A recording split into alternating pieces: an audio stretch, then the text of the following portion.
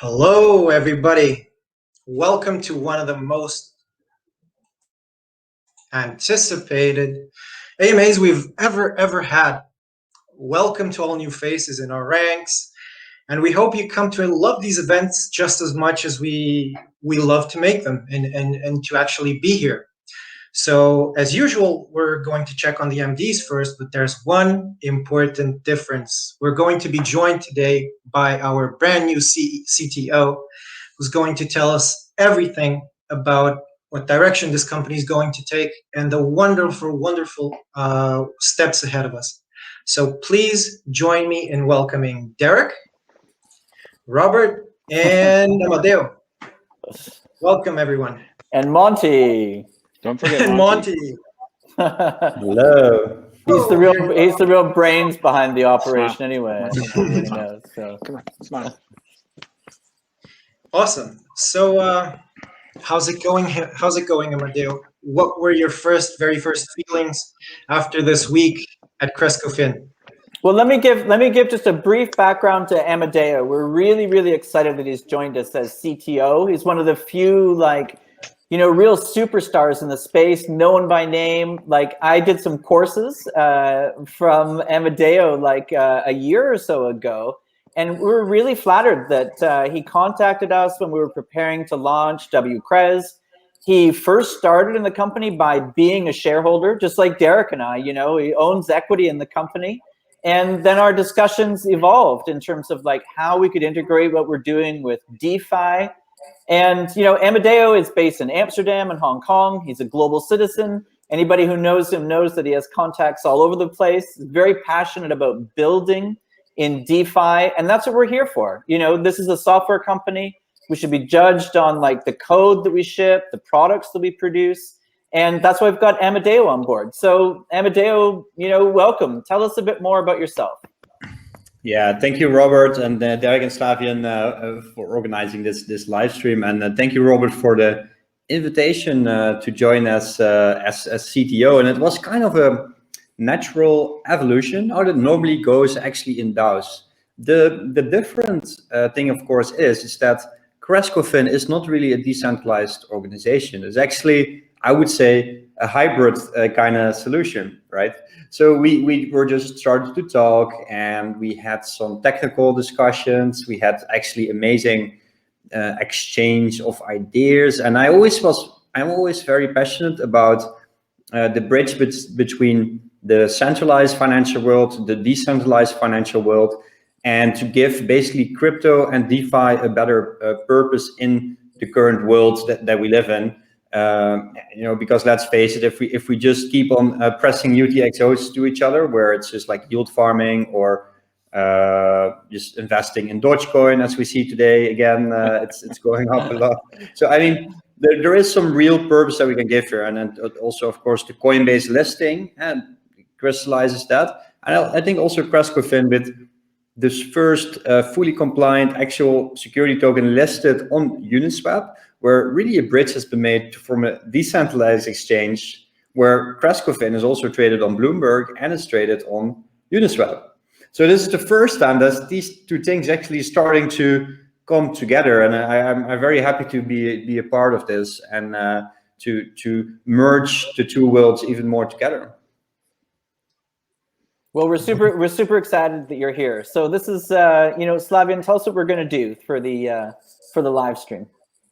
Well, for the live stream, we're going to be following the same tried and tested recipe that we've been doing on Telegram, but with one important distinction. The live questions, they will have to be postponed, to be done at a later time, because we're very full. We're working day and night on all our solutions. We're working on integrating Amadeo's ideas and trying to fit everything into place. So what we did is we went ahead and we chose the best and the most and the globally encompassing questions that you would ask from a CTO such as Amadeo, and then obviously also the pressing questions from the community.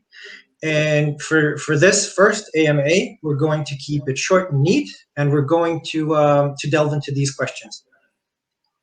That's great. Well, Awesome. maybe Amadeo, do you want to give maybe an overview of what you're thinking about the possibilities of Cresco on the? We've talked a lot about the TradFi side recently, so let's maybe hear more about the DeFi side, because that's really where your passion is. Yeah, so that's also where we. What's your view of the future of the DeFi space? Yeah, thank you very much for that question. I think my view of the DeFi space is a continuous integration into the financial world, where we are talking about turbo options, or about risk tranching, and there's actually a lot of very sophisticated financial products that I'm using. And I'm a developer. I studied economics and computer science, and now I learned so much about the financial world. I'm thinking, hey, wait a minute, this is very advanced. And I'm actually talking to some more traditional financial people, and they don't know what I'm talking about, although I think it's real financial innovation that we're doing in DeFi, and I want to merge that more together at CrescoFin. So my view of the future of the DeFi space is that we will see more and more real-world applications becoming a reality. And I think everything that has to do with credit lines in the traditional world will be replaced by DeFi and democratized by DeFi. And I think also the sharing economy and the sharing economy and the ownership economy will become a reality because of the implementation of more DeFi protocols and concepts throughout the world. Very, very good. And just in line with this view of the future, Amadeo, what do you think this will mean for institutions? And will this mean increasing adoption?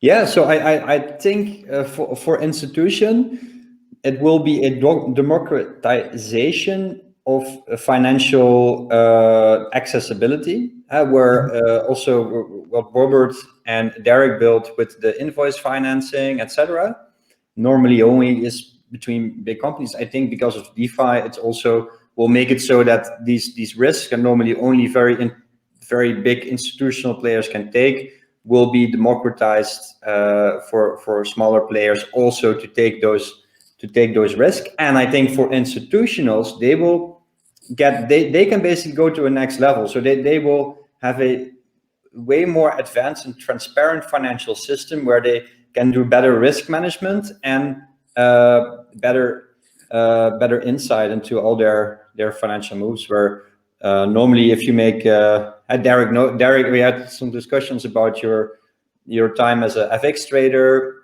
and what you did in the past. And I think if you had DeFi, you would be able to do your job even more efficiently than you did in the past. I always say that I actually say this in my course as well, if you remember, Robert, where I say Michael Murray from The Big Short would have been very happy with Etherscan, because all the data is available. So as a institutional player, the time of a walled garden is actually over. So institutional players really have to go and compete with each other. Institutional players no longer can hide behind their fancy offices, the ivory towers, or their fancy licenses and stuff. They actually really have to compete and have to show added value in the financial system that becomes anti-fragile. And the institutional players that are actually will adopt this new space and will catch up, will become the winners. And I think also all institutions will need to become more tech-focused companies, or need to work closer together with companies like CrescoFin that will help them get these capabilities in-house, I think. I talk with Amadeo a lot about it. Yeah, sorry, go ahead. It's interesting in that space that you talk about, Amadeo, because one of the biggest examples we have right now that turns the focus, especially on our activity, is the Greensill debacle. And it has a lot of institutional players just running scared of the invoice receivable market. But at the same time, they look towards a DeFi protocol, and especially to what we're doing, and they can see that although that factoring scares them is that by having this bridge, which where we sit, being a bridge into DeFi, they can see that, you know, the same activity is really powerful, but yet it needs the transparency that DeFi blockchain technology that, you know, that we're doing. So that's a, you know, and that's a, you know, they've got money. Oh, there's a lot of cash sitting around, and these people, they can see this swell into decentralized finance, and, you know, they need a bridge into it, and that's where we think we are. Yeah. Very good. Okay, and since we're on this topic, I mean, decentralized finance is a topic where you'd think institutions would dip their toes first because of a multitude of risks, because of a multitude of uncertainties that they're facing. Do you think there might be another crypto winter close by? This is what the community would like to know. That would prevent them from joining forces with us, with the retail investors and also the pioneers. For me, this question, right? Okay. Yes. Yeah. So it's really super interesting, and I have I've done a lot of thinking about this, and actually also a lot of calculations. And I also am so a partner at DeFi Capital, where we build a strategy where all the super cycles are embedded, and we have a couple of clicks. So I do think, of course, we will get a retracement, but we also will get a huge retracement in our current economy. And unfortunately, our current economic system is just built on top of boom and bust cycles, where only the inside few will actually have an inside scoop of when that will happen. Yeah, and I think in DeFi we will just have to, you know, this will join with this current system as well. But I think over time DeFi will become more anti-fragile, so I think these cycles will become less severe. But yeah, unfortunately, definitely there is in my opinion, there will be a retracement, as you see in any market with finance and human emotions. And I would even say right now it's just a feature of the system, of the current economic flows. And back in 2017, I was also working at a fund, and I was there basically a freelancer, where I was doing the security and the research. I had even published an article in the CFA journal where I wrote about this exact thing. And there I already drafted out. There's boom and bust cycles. And probably if you hold on now from 2017 until the next cycle, you probably still have a profit, but you never know, right? That's what I wrote in 2017. And the same thing is I'm going to say now. The market can crash right now pretty hard, but if you actually do have fundamental research and fundamental belief in the assets that you're investing in, so of course not something like Dogecoin or something like like some other assets. I'm not gonna coin shame or something like that, but you know, if you do good research, then you probably will always like for the value investing, you probably will do well. But it is a boom and bust cycle where we will, at some point we will get a retracement, and you just need to be ready for that. You know, like there's a lot of ways you can actually hedge your positions, and this is just financial engineering. And this financial engineering, we at CrescoFin, we want to make it more easier for the user. So for example, at the different setups, I build like different strategies where you have a upside trend, and what you can actually do, you can stake your collateral, take out some stable coins, and if the market keeps on going up, you still have your assets. And if it crashes down, yeah, you crash down as well, but you can still take some profit and still be able to have full exposure to the upside as well at the same time, right? So there's a lot of ways of doing it, and we want to make these complex financial systems available for people, and people, and the app can then see what they want, how to hedge their bets, etc. But yeah, a simple question: will another crypto winter? Yeah, I mean, will there be another a crash like 2007, 2008 in the financial market? Yes. Will there be a crash in crypto at some point? Yes. Yeah. I think so. I think Robert has actually a different view of this, but Do you, Robert? I don't think we're going to see a crypto winter ever again. So I'm very, very bullish though. So I think it'll become like saying, do you think there'll be a internet crash? Like, do you think all these tech stocks will? So I think it's just a broad cyclical change in society. I do, however, predict that there will be a fiat winter close by. Nice, I love that. Maybe maybe I have some PTSD from previous cycles, but I think it will go in cycles, right? So we will see a bit of retracement, but maybe not as severe as 2018, right? So maybe it's just 20-30% down and then a long ranging market and then going up again, right? So you never know. But if we go back to the institutional question of people getting into space, that's what's interesting, because once you get, and you've seen them, like, people getting funds and things like that, there's still a link back to institutional investors like pension funds, and eventually, they're not paying their pensions in Bitcoins yet, but they, market cycles, people need to take profit, and that's, in my view, that's what will happen. And I can even see it now in the cycles, because having spent 10 years trading FX, you can see the profit cycles where people are trying, institutional players, they're trying to realize profits. And as that happens at month end, quarter end, year end, you'll see this, and people need to they still need fiat, they need to take it off the table. So that'll be one of the contributing factors. It's not a crash thing, it's just a market cycle, market dynamics of how people realize profit in any market. And these things are so simply traded right now, which is great. On the AMM curves, so it's much more transparent about how that happens. Mm-hmm.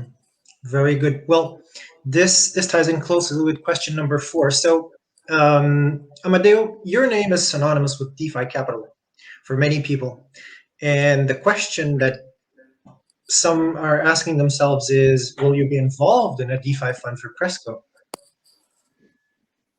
Yeah, so I think with DeFi Capital and CrescoFin, I think there's a lot of collaborations as well, and I think there's probably going to be a collaborative fund or something like that. But I think it's a little bit early to say anything about that, because we will build the infrastructure. The CFI DeFi bridge is going to be different than anybody did it before. So we're really trying to look for the edges there. So that's where we're focusing in the beginning, and then offering easy to use products. As I said before, and then the later step for that will be more institutional products and potentially also exposure to funds. But definitely, I would like to have that as well exposed in the app as well. Yeah. Very good. So integrations are also the name of the game here in this space. What DeFi protocols might we integrate with? Because someone saw your interview with Andre Cronje and wonders if you're interested in Yearn. Are you a fan? Yeah, definitely. Like I love Yearn finance, and I'm actually also active in a lot of the DAOs, and that's what I love about DAOs. I can normally when I'm developing or work for like before I also work corporations, I sometimes get a bit bored. But working for DAOs, you can just do a lot of things that you love and focus on those things. And the same thing I do with the Yearn DAO, and it's quite amazing what they have built so far. Yeah, and I would say like Yearn is definitely interesting, but I think we will probably build a layer around Curve ourselves to get the highest yield possible. So I think we will probably do a mixture of our own strategies and strategies which we will partner up with Yearn Finance or other parties as well. Yeah. Very good. But I'm a big fan, of Andre, of course. As we all are, I believe. So turning the attention now to you, Derek, we've got another question here, and is the CrusD stablecoin going to be used in DeFi? The CrusD, always the CrusD. CrusD, yes. I think it's an interesting question. It's not is it, it's how it's going to be used. So it's been through this testing phase, and it's a link from on-chain to off-chain assets to our fiduciary account. And I think we're probably just scratching the surface of how we can use an elastic supply stablecoin. We have some regulatory issues to clarify with it, but the short answer is yes, it's going to be used, and I think we're going to find several other uses for it, probably with Amadeo's help as well. Very good. Okay. So, Amadeo, just on that note, do you have any plans that you can show to us that you're thinking of to move any of our operations to a layer 2 solution?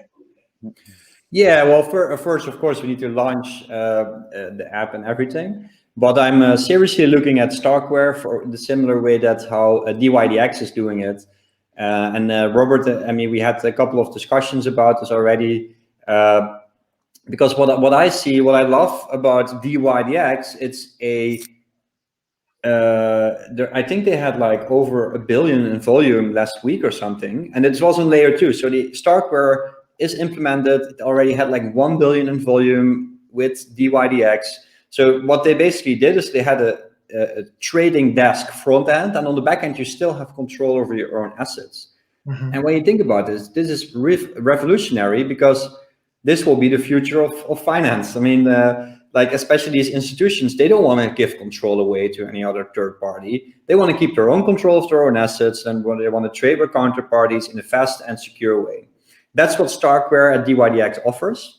And I think a similar route we will potentially also take at CrescoFin, where we will look at, okay, when we have the CFI and the DeFi bridge, and then we have a bookkeeping engine with all the crypto accounts, and the people, you know, can probably still take out their own crypto, but you know that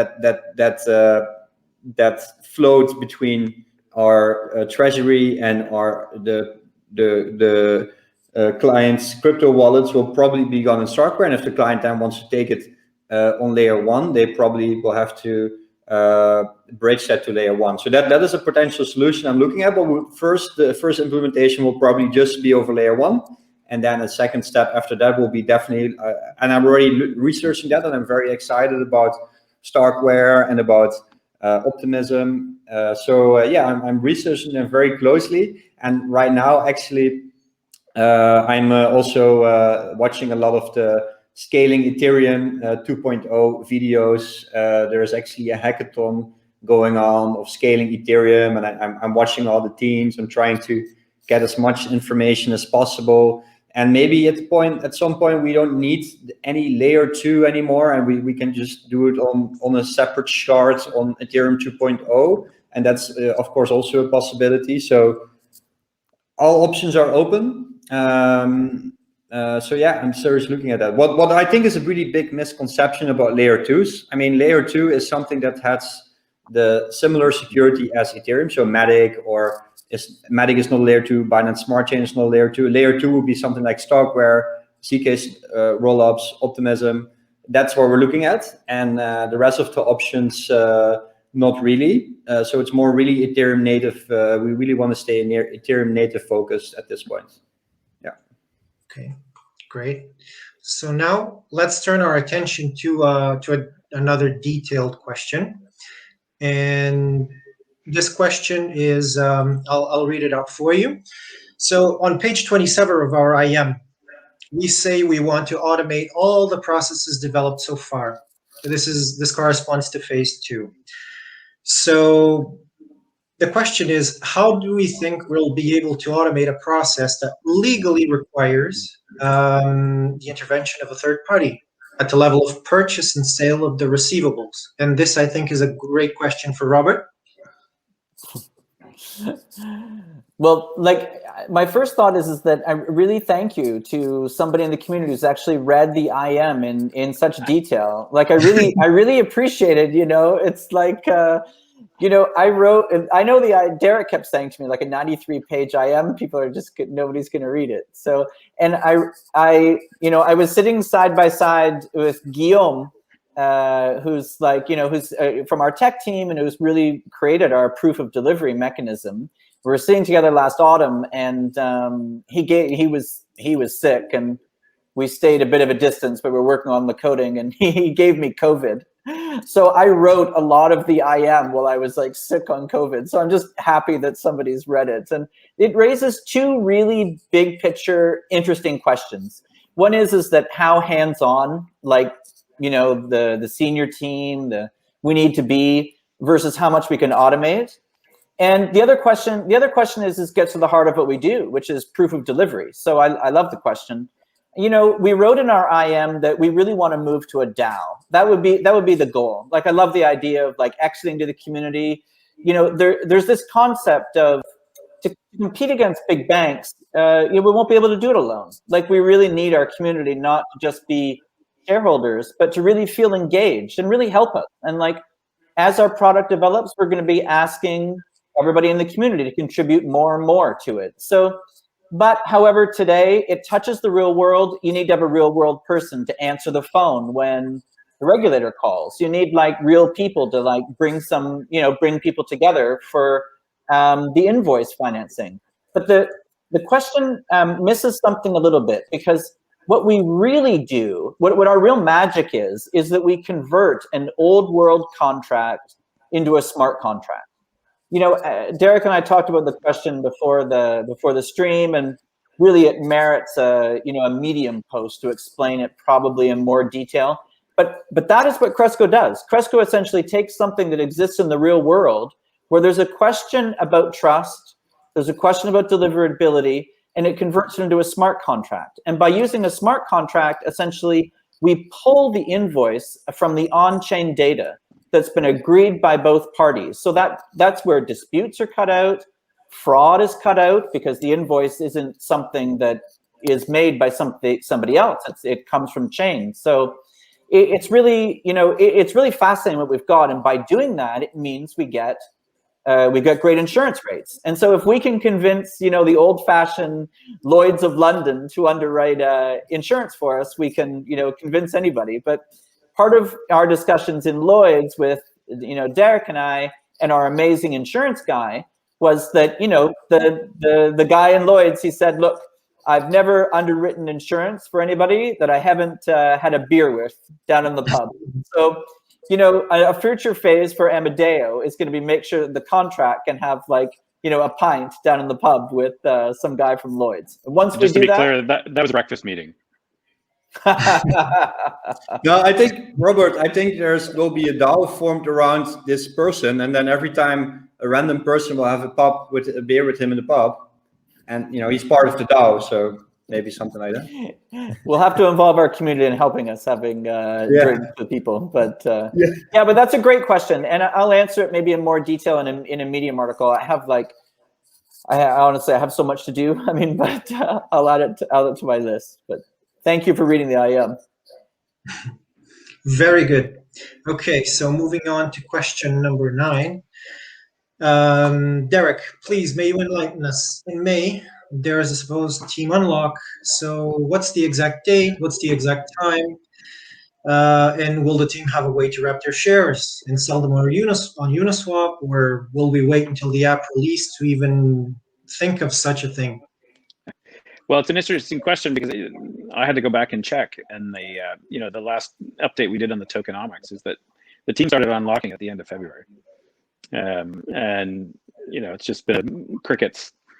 So nobody's said one word about unlocking. Now the advisors are pushed a little bit later, but what we see is the community's concern when they see some concentration, when you look at the team and the advisors, is that somebody just comes in and dumps a big bucket of shares, especially at, at this portion. We can see that the price is quite sensitive on the Uniswap curve. So what we're looking at now is pooling people that want to wrap some of their tokens and sell them. So we'll have people put their hand up and say, I'd like to be part of the pool, and these will be sold as in a measured exercise into Uniswap, so that you won't have anybody that's dumping. And we'll create a transparent account and make it known to people when so they can see how many tokens are in there for sale and keep them updated. So we've heard right from the start the concerns of the community about people dumping, and we think that this is addressing it in a systematic way is the best solution. We're also happy to hear suggestions from anybody else in the community that says this is a better way to do it. So happy to hear the ideas. Mm-hmm, mm-hmm. It's been a long way since the December discussions that we had, and we all know we receive proposals, we receive suggestions, and we always do our best to listen to what and do what's best for everybody. And this is no exception. So thank you, Derek. So question number 10. Well, from reviewing the previous AMA that we did on the 26th of February, there's been some new hires covering Singapore and Hong Kong. So how did their work go? How did the meetings go? And are the potential clients receptive? Did they feel attracted to CrescoFin's offering? So I can answer that. There was, there's been a lot of interest from clients globally about the offer, of course, because our headline product is 3% fully insured in US dollars. To be really honest, like some things have gone ahead, better than planned, some things we've expanded, and some things were not as advanced. So, we've really focused on the integrations, particularly into TradFi. So what we're making now is essentially a crypto version of a neobank, like N26 or Revolut or Nubank in Brazil. So we have slowed down some of our advancements, some of our discussions in Asia, in particular with the family offices, because the best thing is to be able to show them like a live working product. So that is that's something that there's a lot of interest. We know it's there. We know there's a lot of interest in various different areas. But we've to be honest, the work on integrating into Currency Cloud gives us such a step up in terms of what we're going to be offering. We've also been integrating some very, very sophisticated stuff in terms of compliance. We can announce that we're integrating into Verif and into Comply Advantage. Probably also another company called Company, strangely enough, in Vienna that does KYB, which is Know Your Business. So there's a lot of advancements that are coming, and we're always trying to focus. We can only do so much. We know there's a lot of interest in China, in Asia, from the family offices, and that's gonna come a little bit later. Okay, awesome.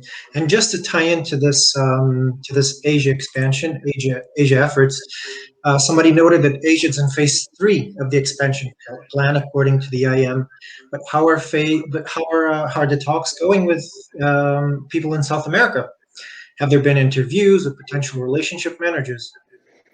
Well, South America the big picture answer is it's the same as Asia. So we have shifted our focus a little bit to make sure that the tech is delivered, that it's out there, that it's running.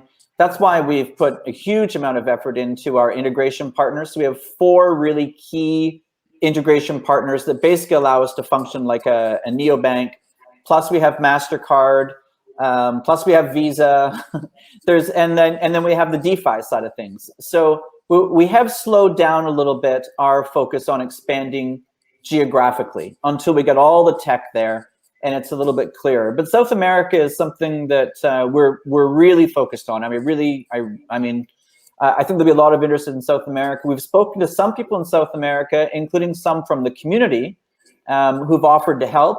We're looking for people also to put up their hands. If you have access in different countries, let us know. We're making some really good inroads, particularly into Brazil, where I know that Slavian speaks Portuguese and has actually moved now from Germany to southern Portugal.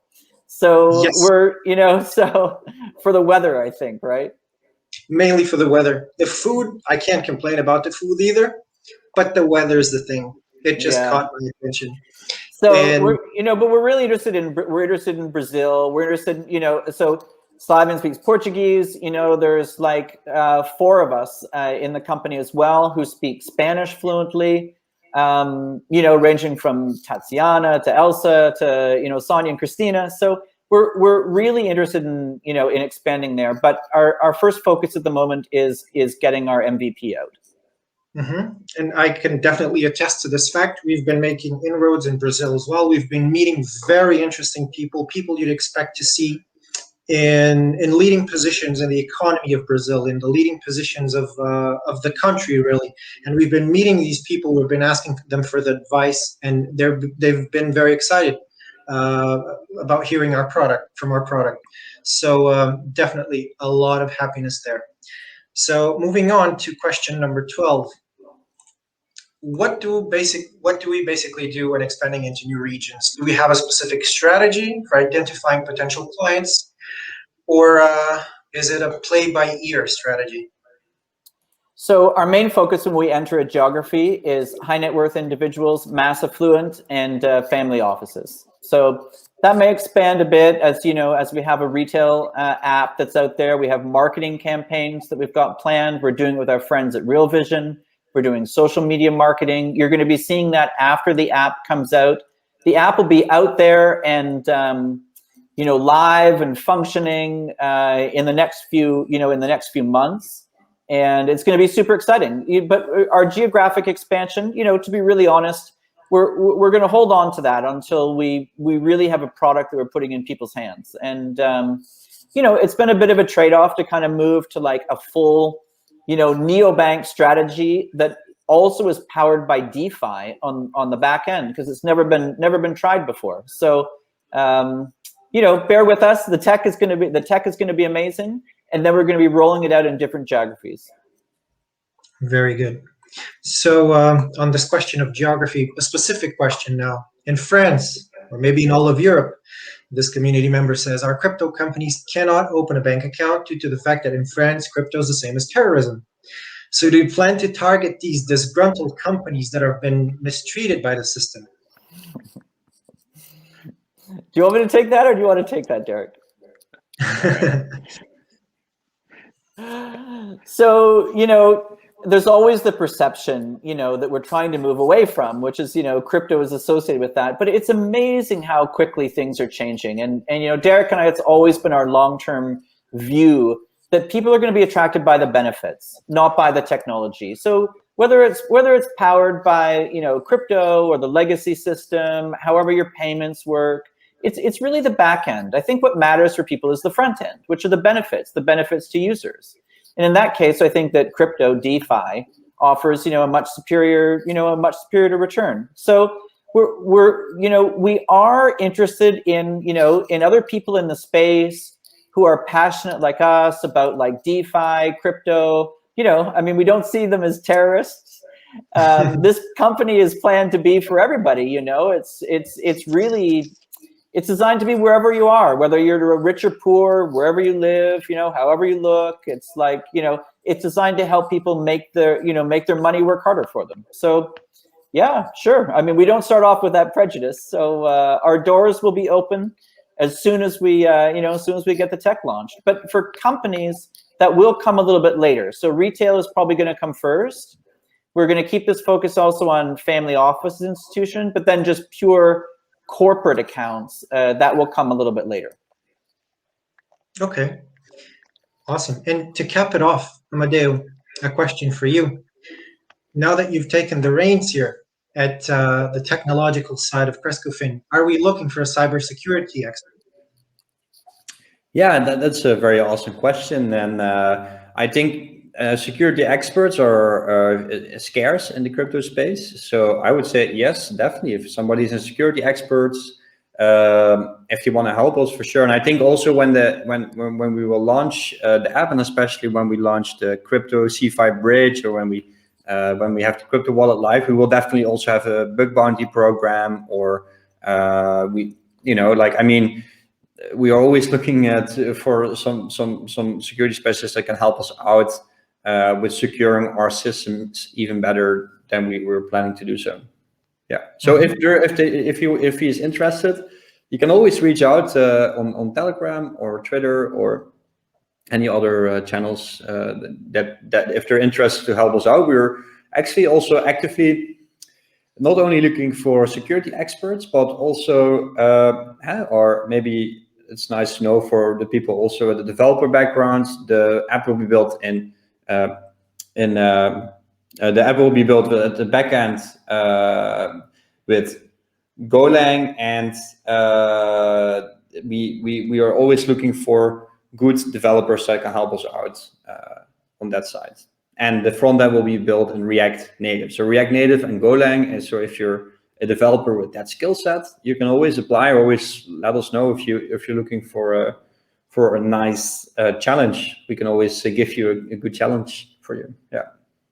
Very anybody good. from the community who's who's watching, a number of people I've had some exchanges with you about, like, helping out, whether it's on the UI UX, whether it's like full stack, back end. There's a number of people from our community who've DM'd me, and I really appreciate it. We are looking for people. We're looking for as much help as we can. So I'm a little bit slow getting back to people just because I have an overwhelming amount of things to do, but I will respond to everybody. And yeah, we're looking for people to get involved. People want to roll up their sleeves. Yeah, so especially React Native front end. So we choose React Native because it's cross-platform, right? So we can build an app in Android and iOS, and we can build a nice web app all in the same language.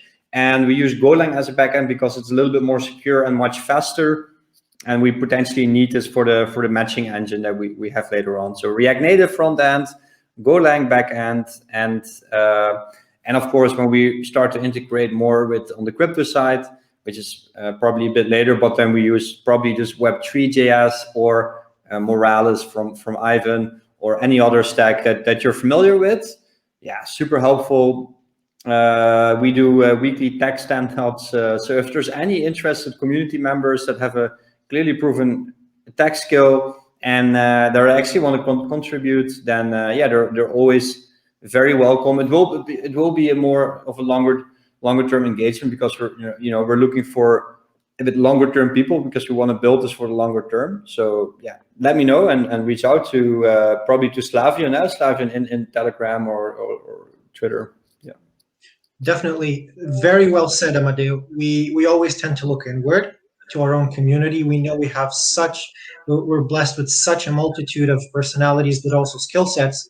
And this is something we're going to use definitely in testing the app, in developing it, in going above and beyond, and in actually expanding our reach.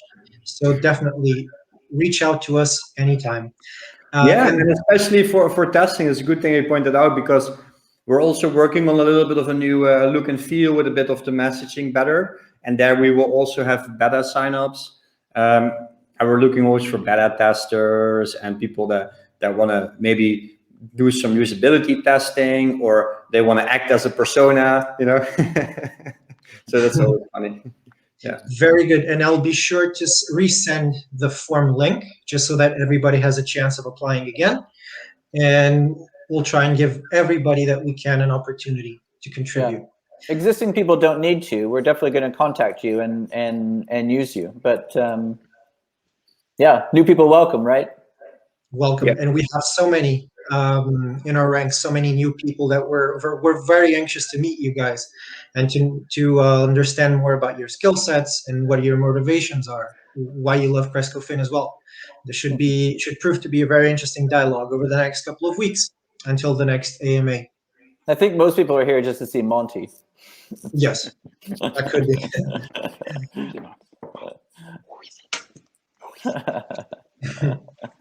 That's it. That's great.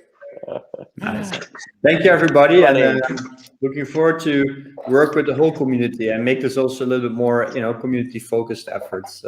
So if you have any cool ideas, we probably should publish some Notion with some of our backlog, because we have huge backlogs and cards and floating ideas. We probably should all categorize that and make that public, so people can also comment or vote things up or down. That would be cool. That's a great idea. I think Slavian's planning some more interactions, some more voting things on, like, Yes. We have some clothing to come, like some swag. We have like the look and feel, get like some cool, interesting stuff coming. NFTs, Christina's working on, so. Nice. Definitely. And just before we round it up and we cap it off, some people, and this is sort of as a bonus question, to be seen as a bonus question, some people have been asking me incessantly, like, what are other integrations that have been confirmed besides Currency Cloud? Can you shed some light on that? Yeah, we have Currency Cloud and Accomplished Financial. Basically, the two of them allow us together to act like a neobank. We have Verif, which is a company that Derek introduced.